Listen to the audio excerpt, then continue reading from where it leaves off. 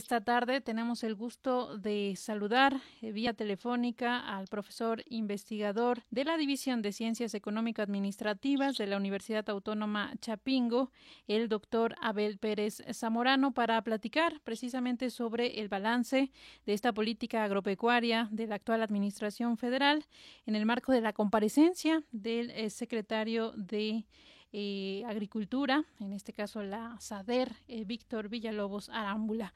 Un gusto saludarlo. Buenas tardes, doctor. Bienvenido. Buenas tardes, Francis. El gusto es mío. Saludos a ti y a tu auditorio. Una nueva comparecencia del titular de la Secretaría de Agricultura y Desarrollo Rural, la SADER, que encabeza Víctor Villalobos Arámbula, quien ha destacado que a lo largo de este año, por lo menos, no se han tenido resultados negativos en cuanto a la política agropecuaria de nuestro país. Sin embargo, si partimos de los presupuestos de egresos que se han aplicado en la actual administración y que tan solo para este ejercicio fiscal 2020 tiene un recorte de hasta un 25%, entre otras irregularidades en el presupuesto de egresos, y que se prevén más recortes para el proyecto de egresos que también está en discusión en la Cámara de Diputados, ¿cómo podemos calificar, digamos, esta tendencia, esta dinámica de la política agropecuaria de la Cuarta Transformación? Sí, en materia presupuestal hay un marcadísimo retroceso en la situación de la agricultura, de la atención a la agricultura de nuestro país. Efectivamente, para el ejercicio de este año 2020, SADER perdió el 27% de su presupuesto, o sea, 19,000 millones de pesos fue lo que perdió. Quedó en 47,000 millones. Entonces es una pérdida enorme de presupuesto que le reduce muchísimo su capacidad de operación. Y ya en 2019 había tenido la pérdida mayor en 11 años. 11 años. Ha caído más o menos en un 40% el presupuesto. Ahora para este año que viene, para 2021, está considerado un incremento del 3.4% en la propuesta que envió Hacienda, pero esto evidentemente la inflación se lo va a comer, o sea, no hay realmente un incremento. Tuvieron que en la política de austeridad eliminar la subsecretaría de Agricultura, por ejemplo, y podríamos añadir incluso aquí otro elemento. Se está proponiendo un incremento presupuestal del 3.4, pero partiendo criterios de política económica, pues irreales. Se está pensando, por ejemplo, que la caída en el PIB de este año será de 8%, pero hay muchas instituciones que la estiman en 10, en 10.5, o que Estados Unidos no va a caer tanto, etcétera. Entonces son irreales. Finalmente, en este sentido del golpe presupuestal, se quedan sin recursos 17 programas de fomento a la inversión y la productividad. Por ejemplo, no menciono los 17, crédito ganadero a la palabra es uno de ellos, fomento ganadero, investigación y desarrollo tecnológico. Son 17 programas de fomento a la investigación que quedan sin recursos. Al SENACICA, al Servicio Nacional de Sanidad, Inocuidad y Calidad Agroalimentaria, se le quita la quinta parte de sus recursos y esto representa riesgos para la salud de los mexicanos y para competitividad en las exportaciones. Para completar esto del presupuesto, que me parece muy importante, la pregunta toca el punto central. De acuerdo con fuentes de la Cámara de Diputados, de cada 100 pesos que se destinan a la SADER, 75 centavos van a la productividad. 75, ni un solo peso completo a productividad. En cambio, las transferencias directas de dinero, o sea, los programas electorales, se llevan el 35% del programa especial concurrente, que abarca todo el gasto en agricultura de diferentes dependencias.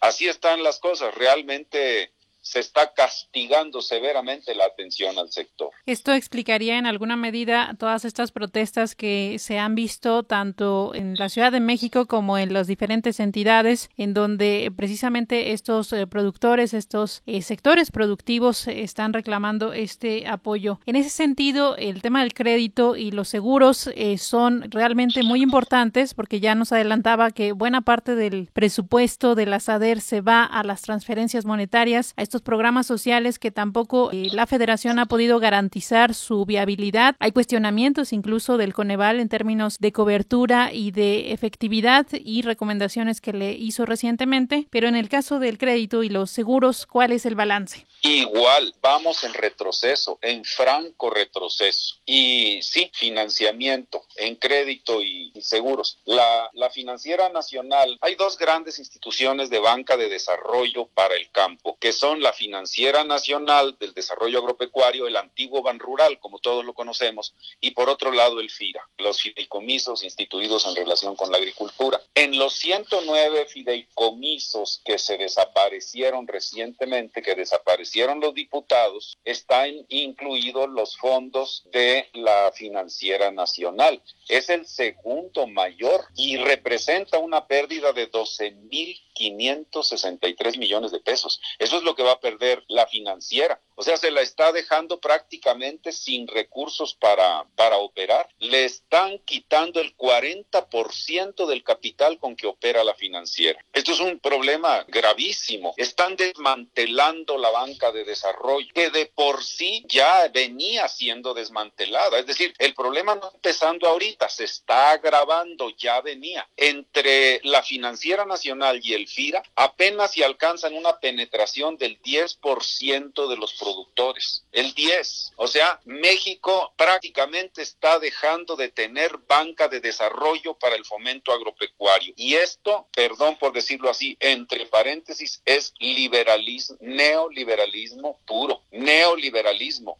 suprimir banca de desarrollo. En cuanto a los seguros, la situación no está mejor. Se están eliminando los seguros. Para el 2021, el PEF no está incluyendo subsidio a la prima del seguro agropecuario que opera Agroacemex para la contratación de pólizas. No lo está incluyendo. Y en 2020 ya se había reducido drásticamente el subsidio para las pólizas. Se había reducido seriamente. Y en esta situación, entonces, es imposible que los productores queden asegurados, el seguro agropecuario catastrófico, como se le conoce. En el 2020, el presupuesto para seguros se redujo en 50% respecto al 2019, a la mitad. Y para este año que viene no están contemplando el subsidio. Este es el problema que tenemos. En este año solo quedaría asegurado el 12% de lo que estaba asegurado en 2019. Así quedan las cosas, es decir, en materia de financiamiento, de banca de desarrollo y de seguros, vamos para atrás. Y México es un país, la agricultura mexicana, toda la agricultura en general es una actividad de alto riesgo, pero en México particularmente, por los huracanes, por ejemplo, ahorita estamos en temporada, huracanes,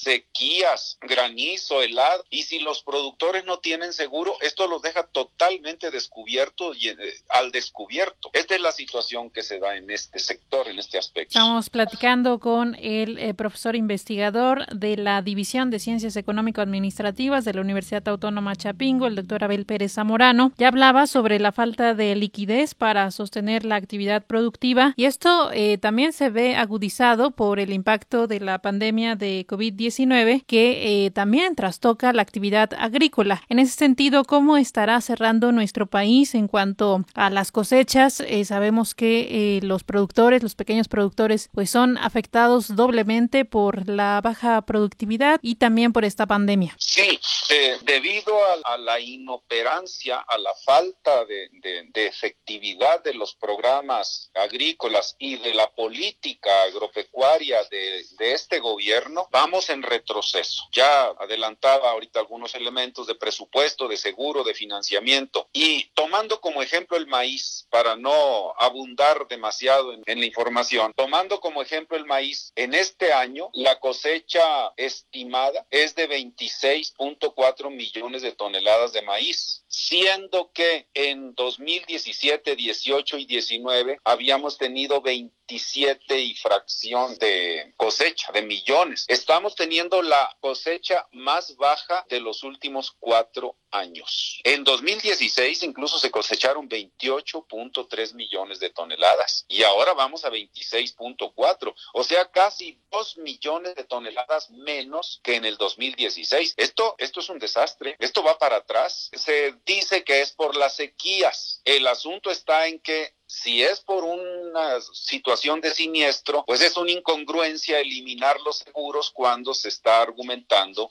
que la sequía es lo que pega. Ahora, esto tiene que ver con las importaciones. Si caen las cosechas, aumenta la importación. En este año vamos a importar, según estimaciones, 18 millones de toneladas. Una importación récord, de un aumento de 2 millones, precisamente lo que perdemos en las cosechas. Y significará 12.5% más importaciones de maíz este año que el año pasado. Yo creo que en este dato se puede sintetizar todo lo que venimos diciendo. 12.5 más que el año pasado. En 2019 importamos 16 millones. Eso fue. Y ahora 18.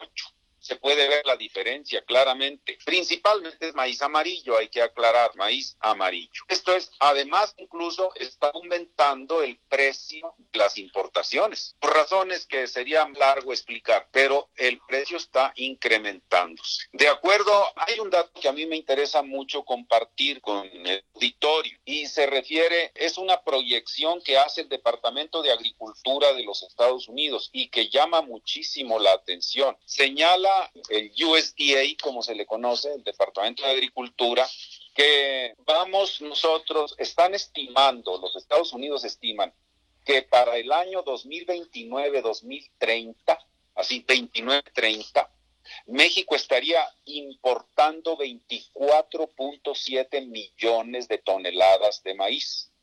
Con lo cual, dice el Departamento de Agricultura, México se habrá convertido en el importador de maíz más grande del mundo. Así nos conciben los Estados Unidos. Somos el gran receptor de los excedentes de maíz de ellos. Esta es la situación en lo que hace a cosechas e importación. Pues esto realmente deja en entredicho la prometida seguridad alimentaria, que es una de las promesas que se han hecho por parte de la Administración Federal y en donde Segalmex es uno de los instrumentos más importantes y cuya articulación, cuya dirección pues sigue sin verse, a pesar de que desde hace 2 años se prometió y hay muchas sombras más que luces en este proyecto en torno a Segalmex. ¿Qué es lo que podemos decirle al auditorio en torno a este elemento de la política agropecuaria de la Administración Federal? Sí, considero la evaluación final de Segalmex se puede ver por los resultados que acabamos de decir. Yo creo que bastaría con lo que se acaba de decir para ver qué tan eficaz ha resultado. Las políticas tienen que evaluarse en función de resultados, más que en función de discursos o de justificaciones. Y ahí los resultados, datos duros que estamos dando.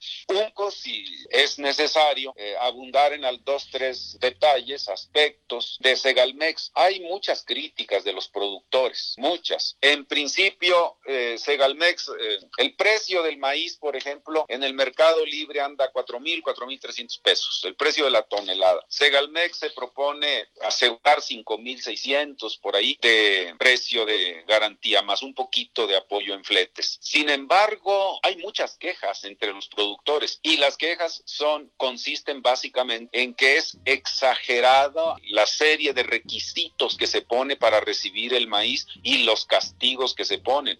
Por ejemplo, deducciones por humedad, por impurezas, por granos dañados, etcétera, y los productores dicen es que se les está castigando exageradamente y esto limita la captación de maíz en las bodegas de acopio. Entonces sí tenemos ahí un problema serio de operación de Segalmex e insisto, esto se recoge mucho en denuncias, en quejas de los productores, pero como decía un poco antes, la eficacia del programa se puede evaluar por los resultados y el incremento en la importación de alimentos nos dice que no estamos teniendo la tan prometida seguridad alimentaria del país. No la estamos. Estamos perdiendo soberanía alimentaria. Soberanía. Y esto es un problema grave. Para cerrar esta idea de soberanía, dice la FAO que un país tendrá soberanía cuando produzca el mínimo el 75% de los alimentos que consume. Eso dice la FAO. En México hoy estamos produciendo el 57%, poquito menos del 57% de los alimentos. Importamos el 43%. Es decir, México no tiene soberanía alimentaria. Ahí de